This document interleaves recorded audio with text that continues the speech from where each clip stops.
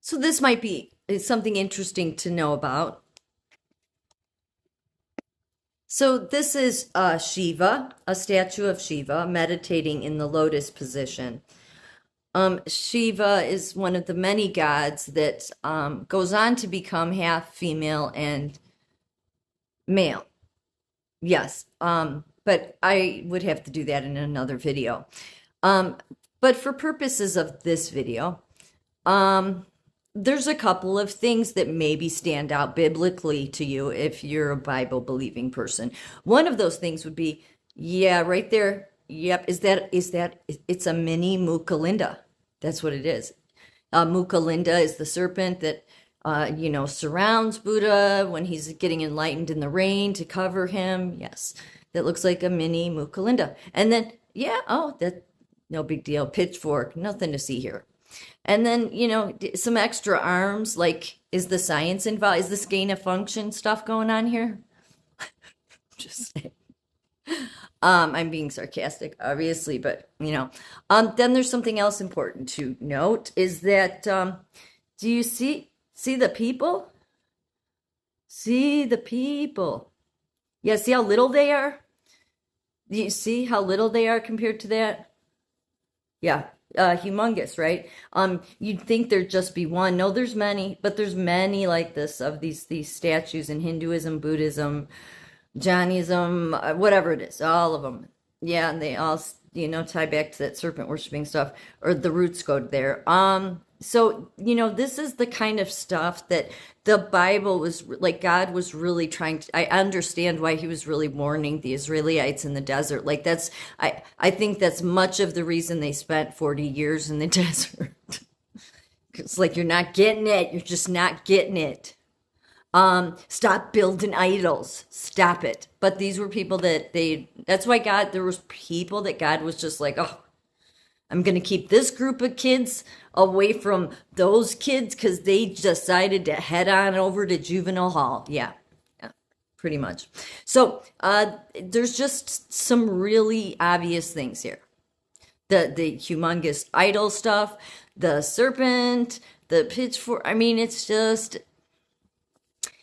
so I found this because I was looking up yoga. Yes, many of the yoga poses, the names of them, they go back to deities. So, and let's just think for a moment, some of these poses, the one for, well, let me tell you about yoga first. Yoga means yoke or union, is a group of physical, mental, and spiritual practices or disciplines and aim to control and still the mind, recognizing a detached witness consciousness untouched by the mind and mundane suffering. Okay, this is the same for Hinduism, Buddhism, and Jainism, all the traditional modern yoga worldwide.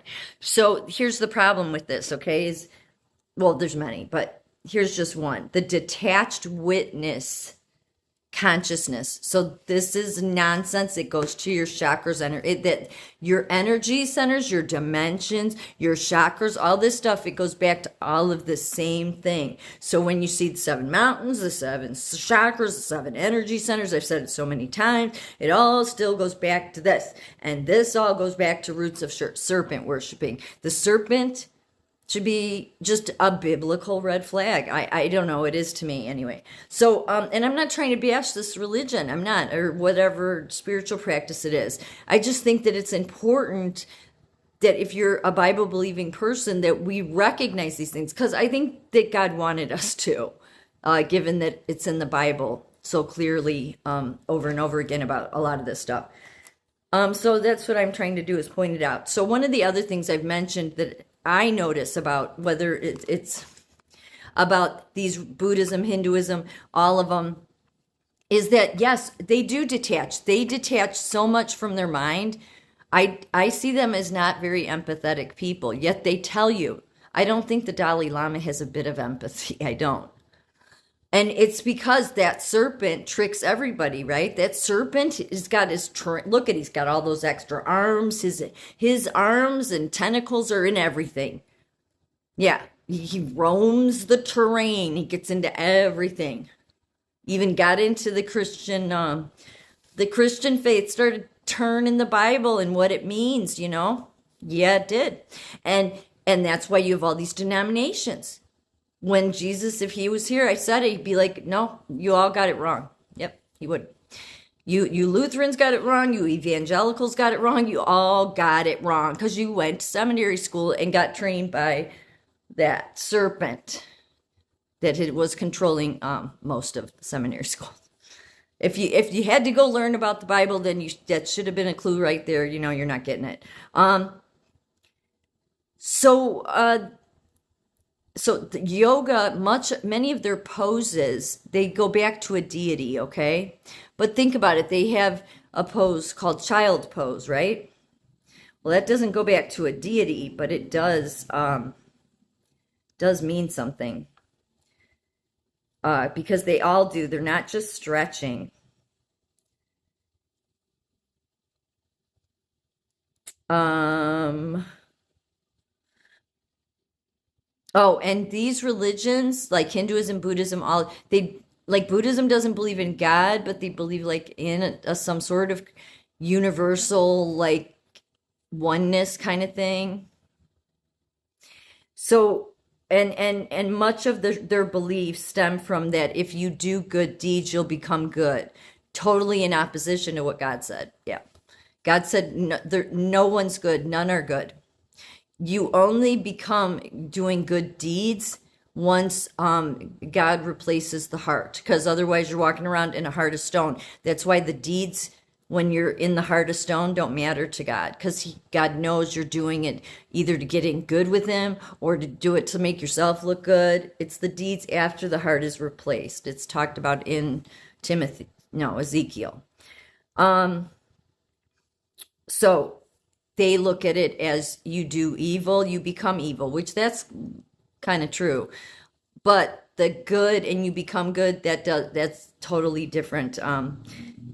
Your Falun Gong would tell you, no, that's that's what the Bible says. No, that's not what the Bible says. The Bible says no one's good, not one. The righteous deeds only come once God replaces the heart of stone with a flesh, the real thing. So the biggest thing I want to point out about all this is anybody who's awake knows that they tell us in advance, right? Like Fauci told us there was that Trump would have there would be a global pandemic during Trump's administration. He said it like 4 years or, right when Trump came into office. Yeah, he's so intuitive, that guy, science and intuitive. What do you know?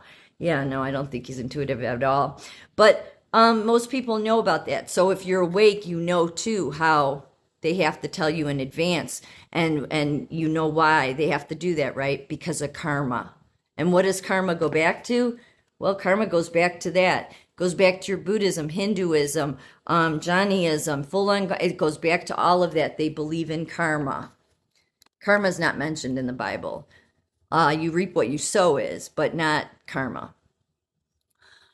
So, given that that's where it comes from, in karma, they a lot of what their stuff stems from is science, and that should be clear. Look at all the arms and the different gain of function going on there. But they do cause and effect karma. Your Buddhism, Hinduism, they may all see karma as different, but ultimately they believe that they don't want any bad karma on them because it means having to. You have to relive reincarnation and all that.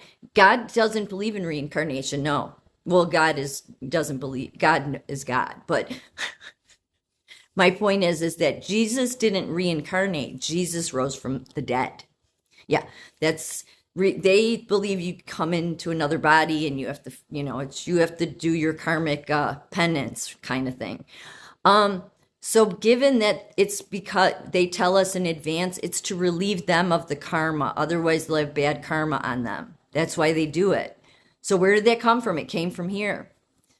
And they tell us because then if we know about it in advance and we don't say anything, even though we don't know they were doing it until, a lot of people woke up in the last few years, then it's karma off of them.